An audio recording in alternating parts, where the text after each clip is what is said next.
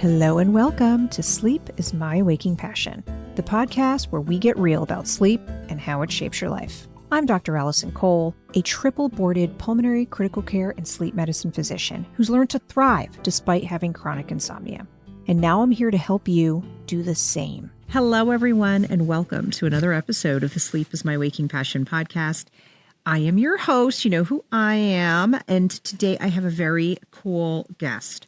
I have Mr. Anthony Russomano. He looks young, but he's got a wealth of information. He happens to be an ultra runner. He's now training for triathlons. So I have a real actual athlete in my midst. And I figured, why not take advantage of the fact that he is an entrepreneur and he has started a really cool program that I wanted you all to be aware of. And we're going to get into sleep and nutrition. And if you are specifically one of these endurance athletes, I think you're going to find this information particularly useful.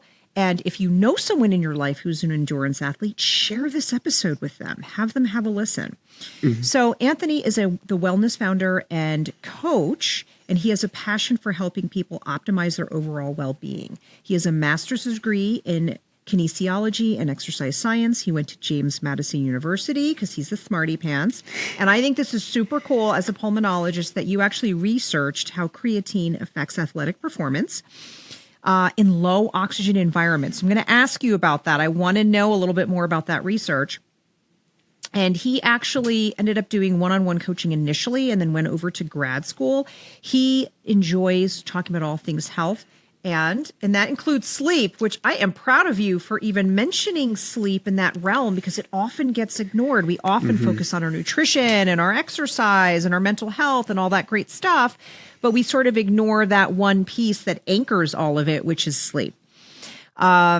So after grad school, he founded Mano Wellness, and that is a space for clients to level up their health. You actually have other coaches, some of whom may have extra areas of expertise or extra interest in terms of the types of clients they want to work with. You help them build their own personal brand. And what's interesting about you is you can do sort of group programs where people can kind of join and be part of a real group, be part of the community of Mano. But then you also have the ability to work one-on-one with clients, and your coaches seem to have a different angle for what they're interested in. So you mentioned to me that you really are working toward making a real world experience for your clients and making wellness accessible and sustainable for everyone. And I think you set up a platform to do that. So anyone who's listening, you're going to be able to reach out to Anthony and his crew of folks, and we're going to have links to his website and everything to check out. So welcome, Anthony. I can take my notes down now and I can just talk to you, which is great. I can see that cute face of yours. So welcome. Thanks for sharing your journey. And I guess I'd start out with, I've given people a broad perspective, but I'm curious, especially with you and you're being a person who's been in fitness kind of your whole life. What led you down this path of wanting to be an entrepreneur? And how did you even get into sort of being an endurance athlete? Yeah, well, awesome intro. Thank you so much. That was spot on because it was a unique kind of combination of the two where when I first went to undergrad, I was actually a marketing degree.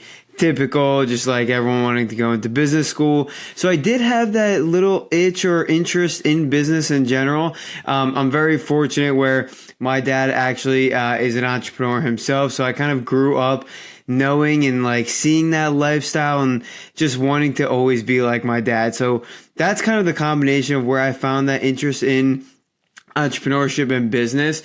But my true love and passion was in fitness. I grew up playing sports, soccer, eventually switched over to rugby. I've always been in and out of the gym, just so interested in like the human body in general, to where that kind of elevated in undergrad because I realized I was like, wait, I can actually learn this, study this, and go to school for this. Like I can make my interest my career. So it was a combination of that with sports, with athletics, my own personal experience, and then my side interest in entrepreneurship. That's when these two kind of really came together. I will say the entrepreneurship didn't really come out fully until after about 2 years of me doing one-on-one coaching. Because once I was doing that, I realized, wow, I could do something here. I could make something out of this. That's when I was like, okay, let me change what I called my one-on-one coaching me to something we in terms of Mano Wellness, our complete coaching platform where we have coaches, bringing on clients. So that's really where it started, was just my own personal experience and then that side interest in entrepreneurship. Tell me about what it's been like to transform from a rugby player, soccer. All of that requires a lot of stamina because y'all are running on the field, especially in football or soccer, as we like to refer to it here in the United States.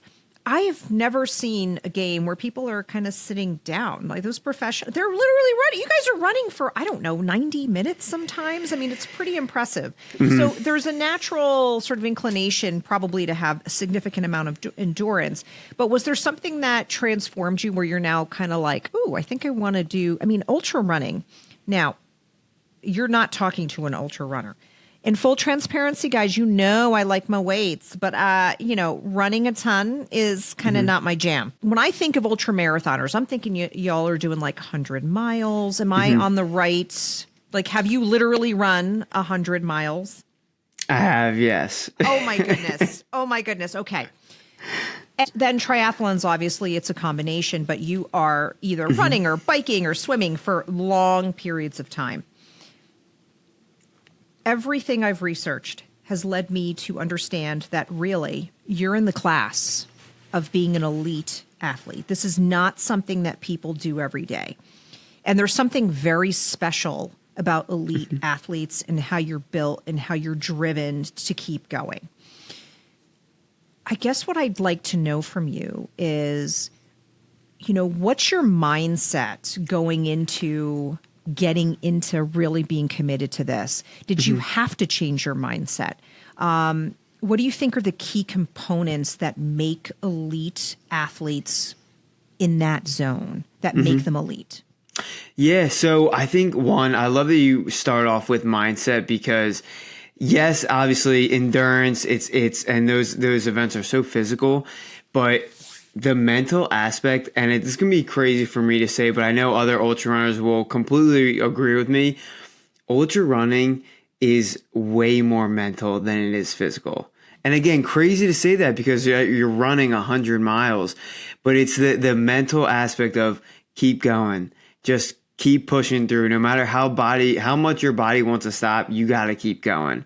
So I think there was a couple things. One, with endurance, I have never found anything in my life that has challenged my mentals more than endurance, right? Because it's that long, sustained, boring duration that you just have to keep turning over. Whether it's running, you just go step by step. Biking, turning the pedals. Swimming, that's a whole different story. So it's this constant repetition, and I relate endurance a lot with entrepreneurship, where it's that very delayed gratification. You have to do something for a while, and then hopefully the benefits come. That was a unique thing for me with the mental side of it was I found so much mental benefits from endurance and endurance athletics.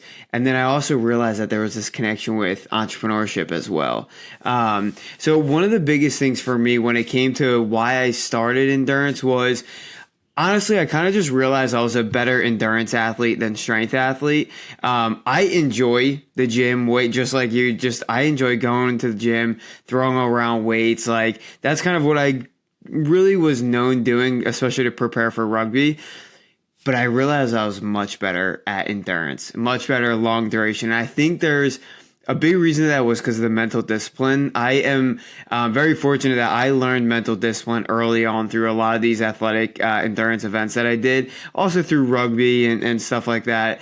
But that's the key when it comes to endurance is the mindset, is you have to be willing to just keep going. When you are in such pain, no matter what kind of event it is, there's going to be a point where your mind's like, I'm done. I don't want to do this anymore. Stop doing this. And you're like, sorry about it. We have more miles to hit, or we have another workout to do. So I will say the biggest reason for my success in any of these endurance events and stuff like that was the mindset, was that I was just able to cultivate discipline and the ability to just keep going when I really didn't want to.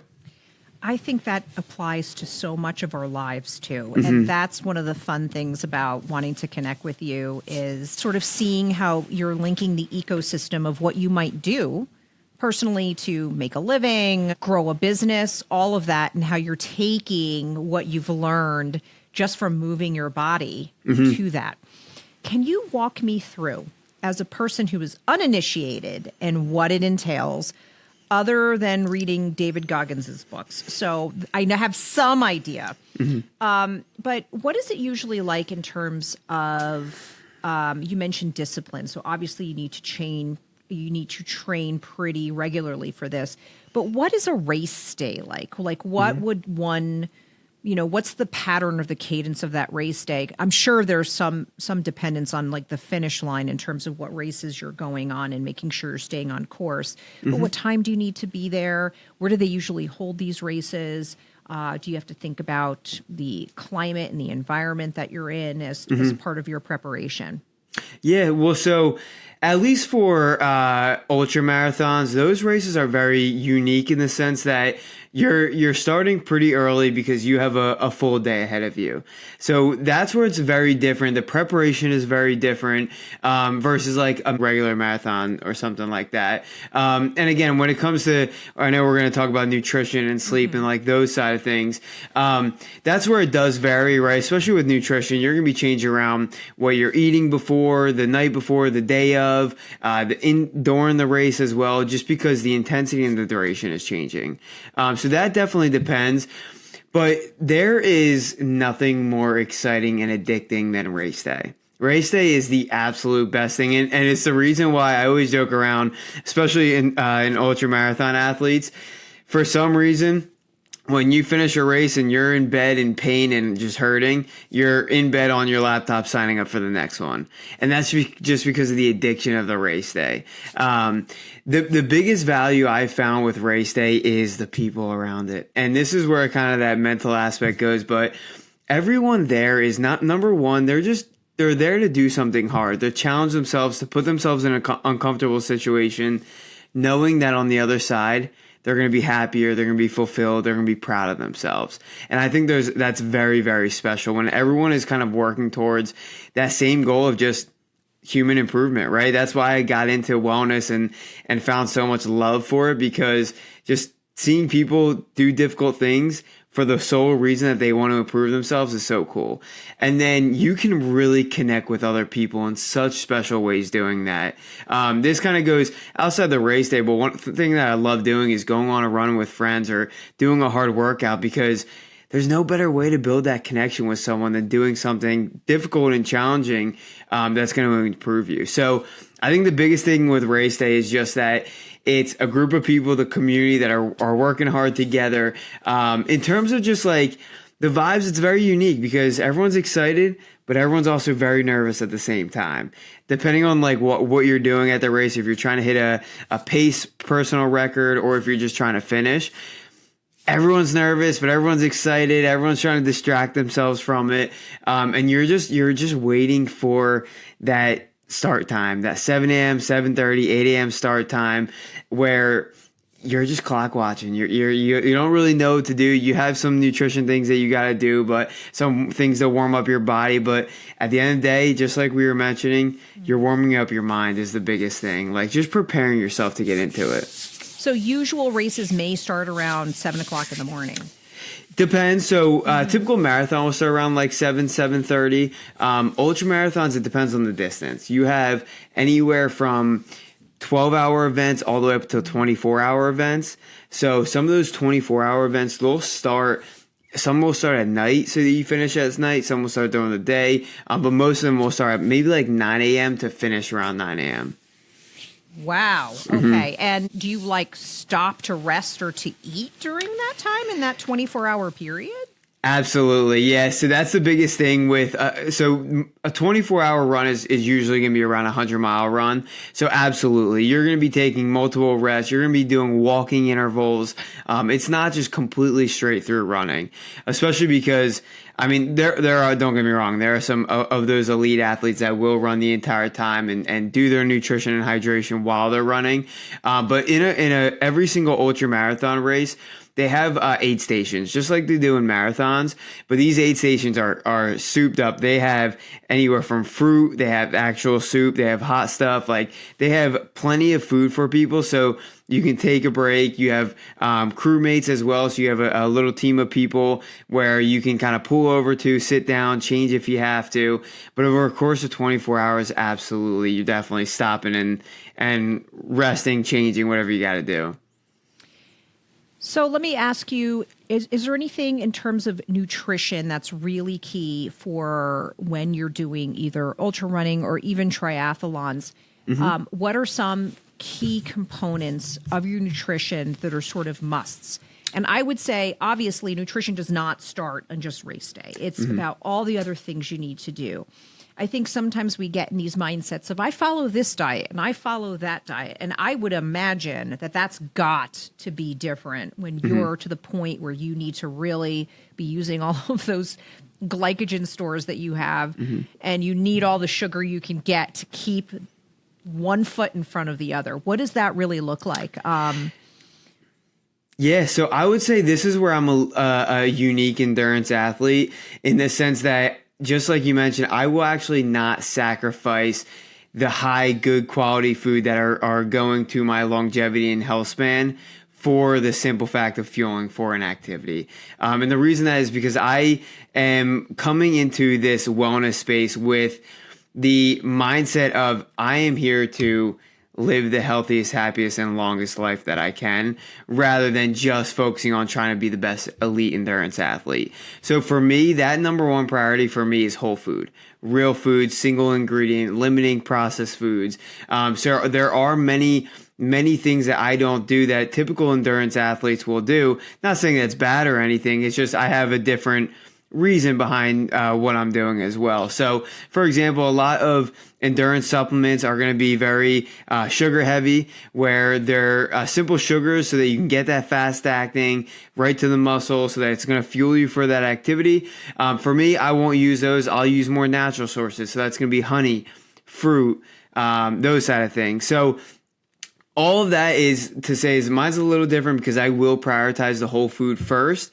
But there's plenty of athletes out there that do gels and powders that do totally fine on it. But that's the main thing, right? So it definitely depends on the intensity and duration of the activity. So this is where it's kind of unique, where ultra running and some of the triathlons that I've done, or marathons, are very different when it comes to fueling. Oh, interesting. Okay. Different in a unique way. So if you think about with ultra running, right?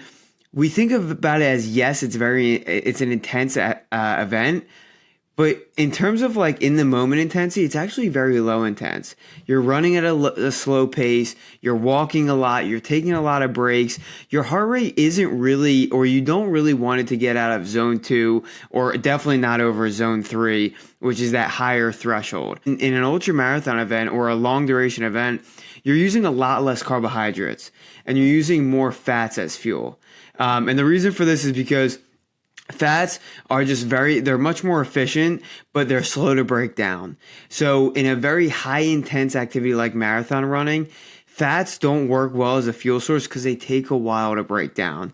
So you want that quick acting energy in carbohydrates.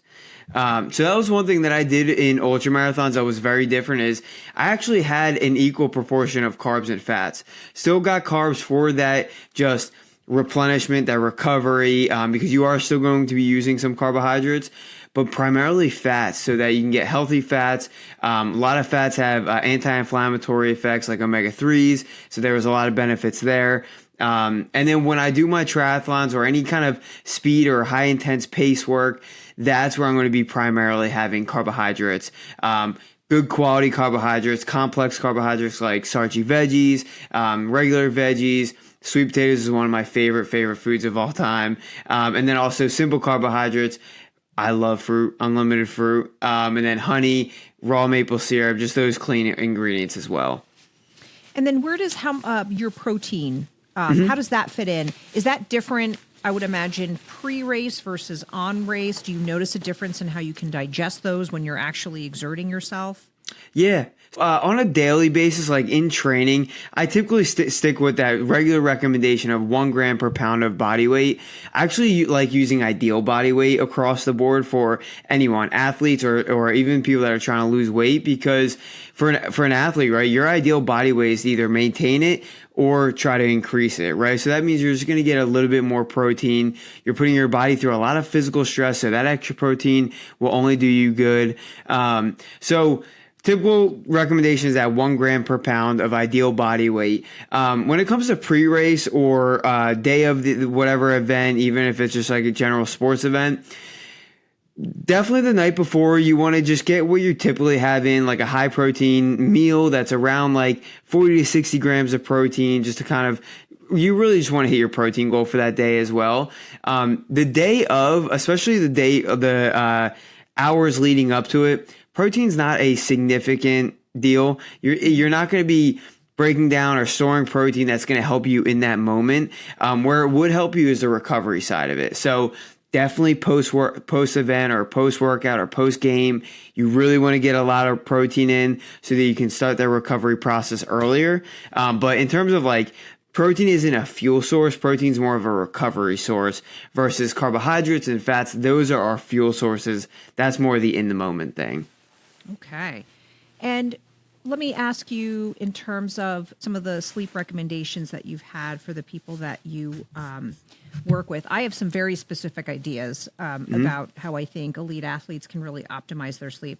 But I was curious about some of your tips and tricks. Yeah, so you'll definitely be able to help me out here. But at least the simple thing is, because athletes are going through such a physical demand, they need more than the general recommendation. The general recommendation of like 7 to 8 hours, that's awesome. I've seen benefits up to 9 hours. The thing that I always say, especially to my athletes that I'm coaching, is more than what you're currently doing. And that could be going across the board, because as you probably have seen, most people are not getting enough sleep for regular health, let alone athletic performance as well. So my general recommendation is, up to 9 hours, more than that they're typically getting. But I really love to emphasize the regularity of sleep, meaning like just getting consistent of what time you go to bed and what time you wake up. I think this is the biggest thing for me, because trying to get athletes not only the right duration of sleep, but the quality, right? The phases of sleep that we really want them to get. This is something that I realized after grad school. I, through personal experience, went through realizing how bad my sleep was in order to improve it. And the reason I emphasize this sleep so much, and why it's, I don't want to say above, but just as important as nutrition and exercise, is because the benefits I found when I actually started sleeping. Grad school and in school, we all know, I mean, I'm sure you have much experience with this, you do not get much sleep.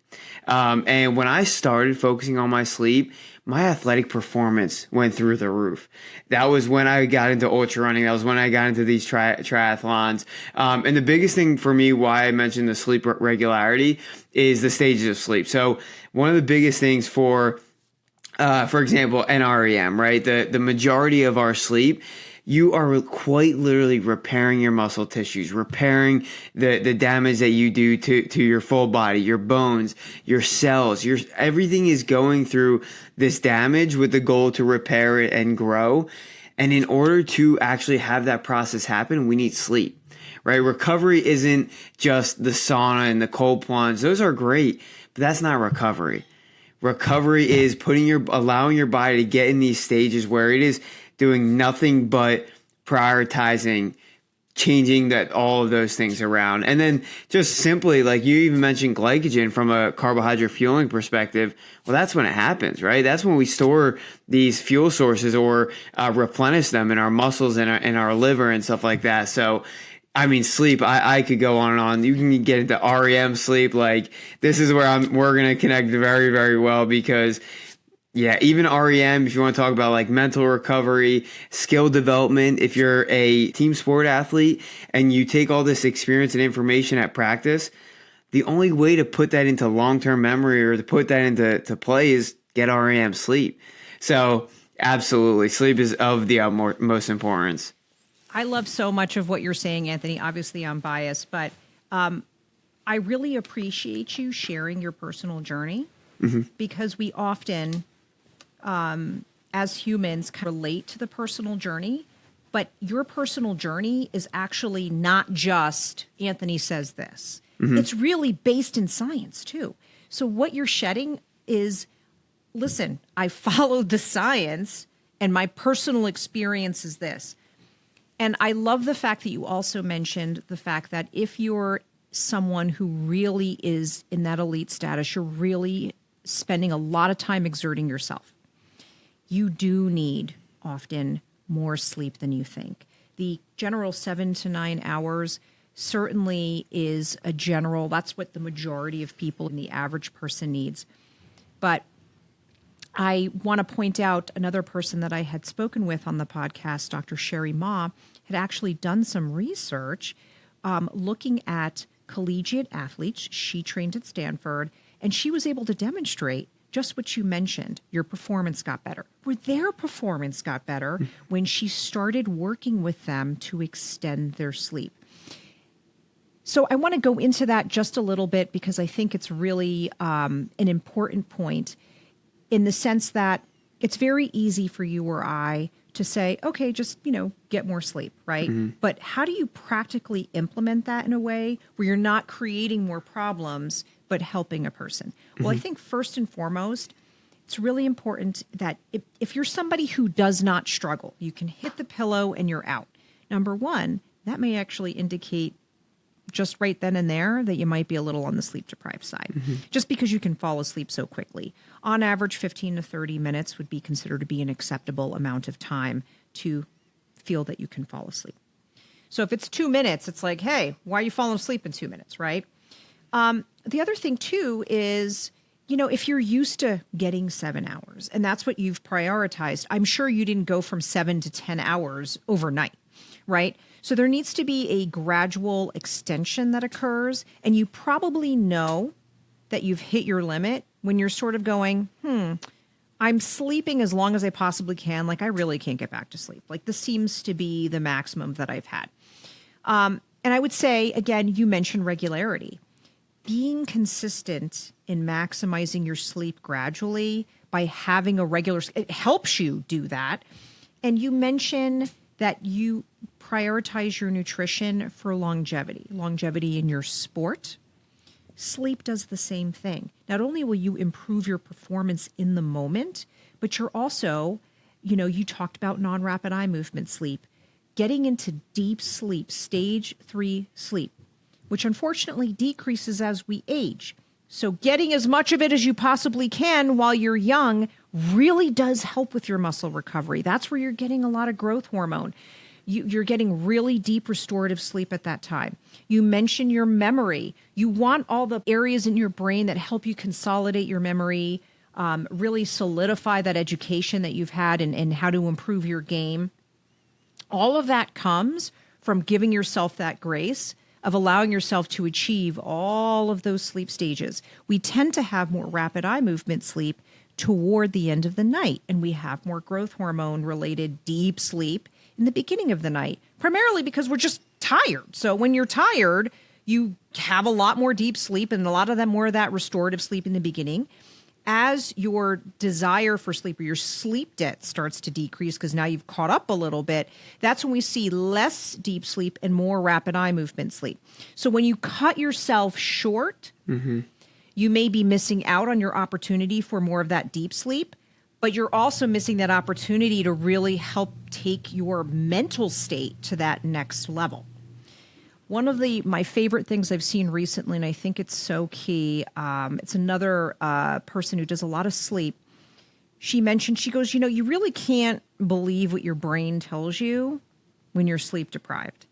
And that is something you mentioned in the very beginning. What really influenced you was your mindset. And your sleep really influences that mindset, because your mindset can't be right if you're sleep deprived. Because when you're sleep deprived, not everything is functioning up here. You mentioned memory, but I'm going to talk about how your mood, what your thoughts are, how many negative thoughts you have. It's when you need to kind of talk yourself out of stopping, and so that you can reach your goal and meet the finish line, you got to have enough sleep on board, because it's really easy to talk yourself out of it when you're crabby and underslept.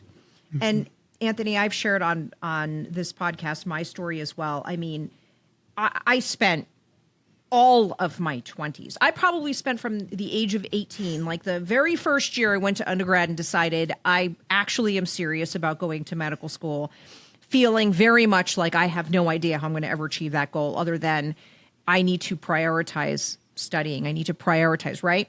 And it's funny because when you think about it, I could have done just as well, maybe even better, if I had prioritized my sleep, but nobody talked about it then.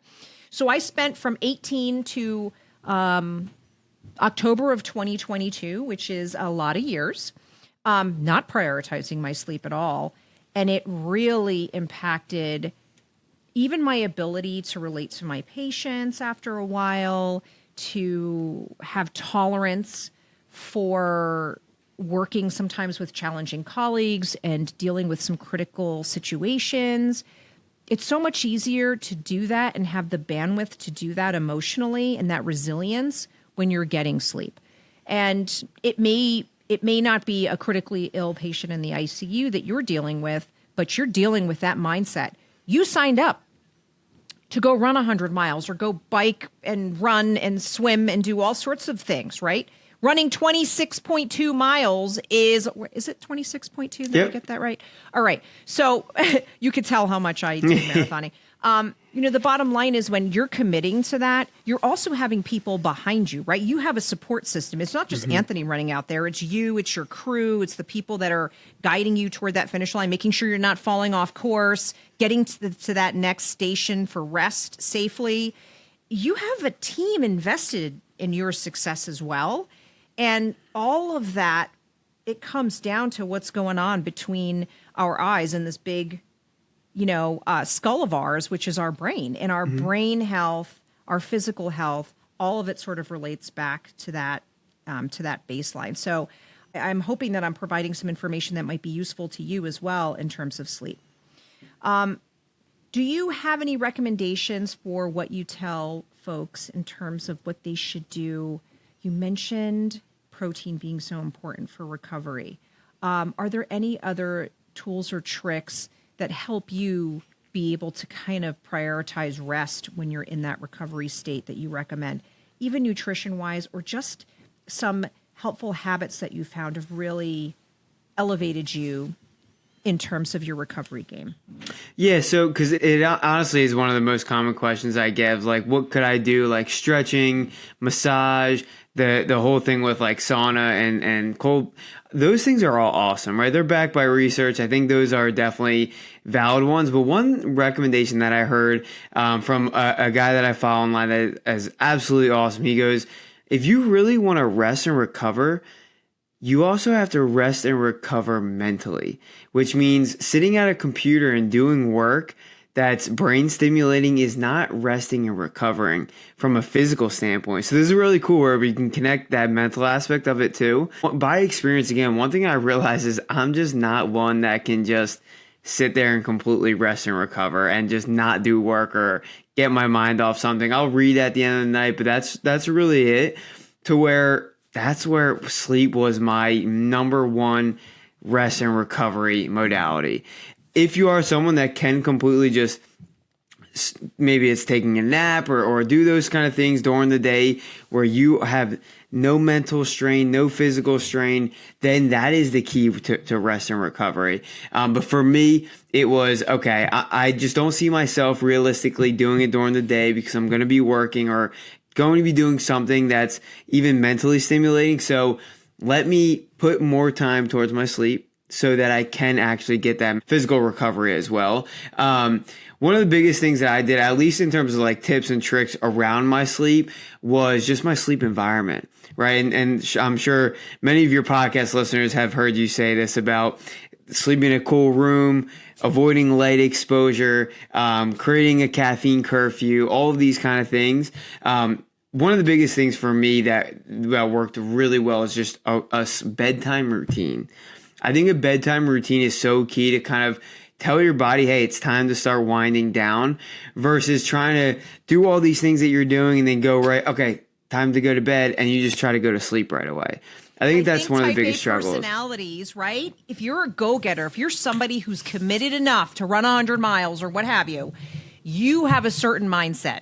And sometimes it's, like you said, go, go, go, and then you just want to turn it off. And I think sometimes, especially with my really busy professionals, you may not be running that 100 miles, but it's the same kind of mindset where you're constantly pushing yourself. You're thinking of that next idea, that entrepreneurial mindset, and it is hard to let that go. So I love that you say that, because a bedtime routine, I think we can, again, just applying the mindset principle to running to that finish line. If you apply that as an elite athlete to your bedtime routine, it becomes just sort of another part of the ritual. And I think it's really important to focus on why you're creating that bedtime routine. Why are you doing this? Why do you run that 100 miles? It's the same idea as saying, if I do this, my priority is fill in the blank. For you, you mentioned longevity, which I love. But for someone else, it might be, I need to be really sharp for that presentation I have the following day. And I know that when I get my sleep, I am the best person forward because I need to act on my feet. For some other people, it might be a completely different reason, meaning maybe they're not just focused on getting done with their race, but they're like, listen, if I do this, then I have the potential to even win that entire race, to like make it to the next tier, that I have this goal that I want to achieve.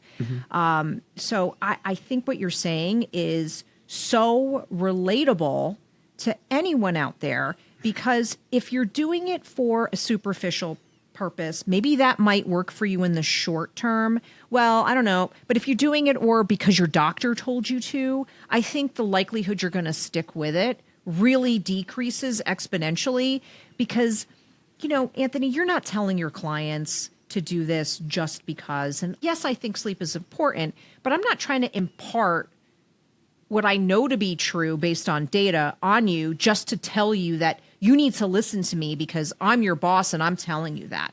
This has got to be something that really comes from within, because if you pressure yourself too much, that's where we can run the risk of, oh my God, well, I'm listening to these people. They're telling me I got to get more sleep. And then all of a sudden it gets in your head, and it's like this great irony of ironies that if you don't have that routine to help you switch off, and again, the gradual nature of extending your sleep and making it a priority, if you put too much pressure on yourself, which happens when you go 1,000 miles an hour and then just want to shut it off, that actually works against you. And then sleep becomes more elusive. And then you're in this loop like, these idiots are telling me that I've got to prioritize my sleep, and they just don't understand me. They don't understand what I need. The reality is we can help you get there. It's all about why you want to do it. So you gotta I think that's the missing key piece. Just like you apply your mindset to anything that makes you successful, I love that you're bringing it back to, I know this works for me, and the importance of that bedtime routine. Awesome. Honestly, just because of experience, like we were talking about in the beginning, I think, and that's where my coaching philosophy is, where I coach based off experience. I don't like telling people what to do. I like telling people what I did, why I did it, and trying to give them that why. I think why, if we're talking about even from sleep, from a mental thing, that's where it begins. Like there's that book that's begin with the end in mind. Start with why. It's all these books that are out there that just emphasize you need a reason, a purpose, in order to be consistent. And another example based off like going off of sleep is nutrition, right? A lot of people will try to jump in these fad diets or keto, carnivore, Whole30, all of these things where at the end of the day, if you start with small changes, let them accumulate over time, then you're going to get into those big results. And I think this is something I really emphasize with my athletes or anyone that's trying to get better sleep is one of those things, more than anything. It's not like nutrition where you either did it or you didn't. Like, it is a hard journey to prioritize. And again, I like doing this by experience because even though I'm the wellness guy or I'm the one coaching or preaching it, it's still difficult to me to this day, and it's still an ongoing battle. But the most important part is just like we were talking about, I didn't go from 5 hours of sleep in grad school, that was terrible, to now averaging 7 to 8 hours right off the bat. It took time to figure out, all right, what are these tips that I can add in? What is that bedtime routine? It took me time to figure out that the bedtime routine was the thing that helped me the most. But I think that's the most important piece of this. And with anything is, you gotta have that why, but then you have to also have that delayed gratification, understanding that it's going to take small little habits one at a time. Get really good with that for a week or even a month.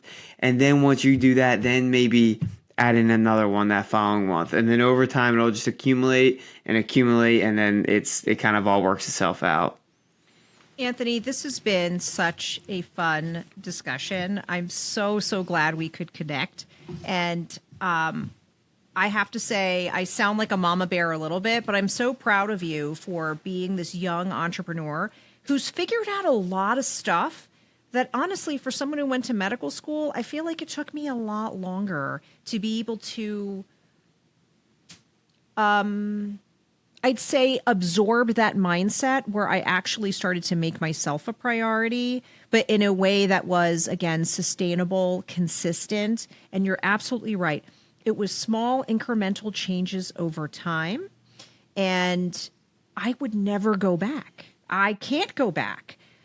My life is better because I've made these changes, and I'm more present for the patients I do have. I'm more present for any of the programs that I'm working on, for any of the consulting work that I'm doing. I'm like really in a zone and mentally much more flexible and much more resilient as a result of the experience of saying, how do I change my attitude from I want to look a certain way or, accomplish this certain goal, looking for that external validation when really I just needed to feel that I was doing the right thing for myself and that I wanted to be a contributing member of society. And once I made that switch, I realized it's not just about, practicing in a standard medical model, for example, or doing what everyone else is doing. It's okay to want to do different things.